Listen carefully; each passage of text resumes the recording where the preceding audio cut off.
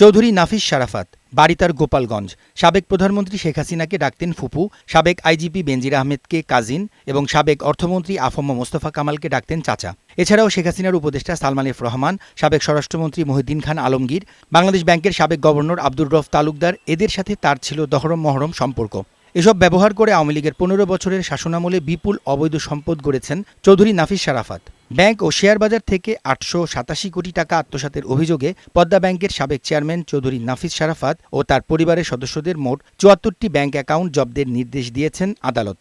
বিগত সরকারের আমলে ন্যায়নীতিহীনভাবে যা ইচ্ছে তা করে অবৈধ সম্পদের পাহাড় গড়েছেন বলে জানান টিআইবির নির্বাহী পরিচালক ইফতেখারুজ্জামান। একদিক থেকে হচ্ছে দুই ধরনের অপরাধ, একটা হচ্ছে যে আর্থিক অপরাধ হয়েছে, অন্যদিক থেকে হচ্ছে যে ক্ষমতার অপব্যবহারের মাধ্যমে রাষ্ট্রীয় সম্পদের অপচয় হয়েছে। দুইটা ক্ষেত্রেই দুই মানদণ্ডেই যারা এর সাথে জড়িত তাদেরকে জবাবদিহিতে এড়াতে আনতে হবে দৃষ্টান্তমূলকভাবে, যাতে করে ভবিষ্যতে আর এই ধরনের যারা এই ধরনের অপরাধে লিপ্ত হওয়ার সম্ভাবনা আছে তাদের জন্য একটা বার্তা দেওয়ার প্রয়োজন।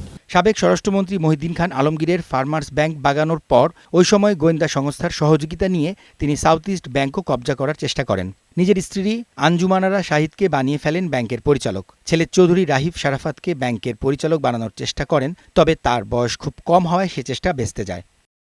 অপরাধ তদন্ত বিভাগ সিআইডির অনুসন্ধানে দেখা যায়, রেস অ্যাসেস্ট ম্যানেজমেন্ট কোম্পানির চেয়ারম্যান হিসেবে নাফিস শারাফাত অনেকগুলো কোম্পানির শেয়ারের মূল্য কারসাজি করেছেন। নাফিসের সকল অবৈধ সম্পদ ক্রয়ের মাধ্যমে জনগণের সেবায় ব্যবহারের তাগিদ দেন সুজনের সম্পাদক বদিউল আলম মজুমদার। ডিপোজিটার এসব ব্যাংকে তারা ক্ষতিগ্রস্ত হইল, তারা টাকা পাবে কি পাবে না এই নিয়ে সন্দেহ আছে, প্রশ্ন আছে। দরিদ্র মানুষের পেটে লাথি দিয়েছে, তারা তাদের বুকের গ্রাস কেড়ে নিয়েছে, তাদেরকে মানুষ বাঁচাও দুরহ। তো আমি আশা করি যে এই সরকার কতটুকু পারবে জানি না, অন্তত যারা পরবর্তী সরকার আসবে তাদের দৃষ্টান্তমূলক শাস্তি দেবে, ন্যায় বিচারের মাধ্যমে।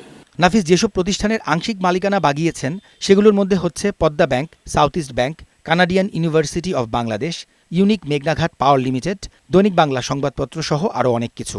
এদিকে ২০২০ সালে লেখক মুস্তাক ও কার্টুনিস্ট কিশোর নাফিস শারাফাতের দুর্নীতির বিরুদ্ধে ২ লাইনের ছড়া আর কার্টুন আঁকায় তাদের আটক করে গোয়েন্দা সংস্থা। এরপর ৩৬ বার জামিন না মঞ্জুর করে নির্মম নির্যাতনের শিকার হয়ে মারা যায় মুস্তাক। পরে দেশজুড়ে হইচই শুরু হলে কিশোরকে জামিন দিতে বাধ্য হয় আওয়ামী লীগ সরকার। ইমরান হাসান, বৈশাখী সংবাদ, ঢাকা।